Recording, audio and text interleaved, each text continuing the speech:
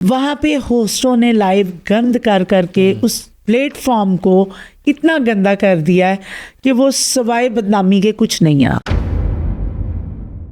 आजकल की जो यूथ है वो टिकटॉक लाइव पर बैठना शुरू हो गई है, वल्गैरिटी शुरू हो गई है। इस पर क्या आपका टेक है? टिकटॉक लाइव मैं भी करती रही हूँ।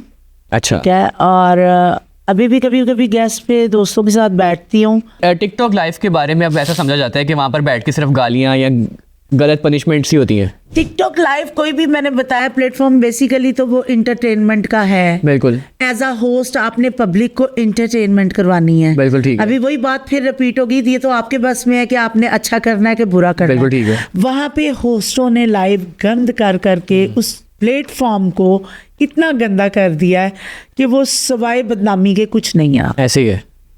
वहाँ पे आपको अच्छा मतलब जो लोग अच्छा खेलती हैं, अच्छा कंटेंट बनाने वाले हैं बैठे हैं, उनकी ब्रॉड पे कोई जा नहीं रहा। बिल्कुल ऐसे ही है। 2 लोग 3 लोग और जो आपको कॉमेडी करके हंसा भी रहे हैं, कई बड़े अच्छे होस्ट हैं ऐसे ही है। जो इंटरटेनमेंट भी करते हैं। ज़्यादा से ज़्यादा 5 लोग 6 लोग बैठे होंगे।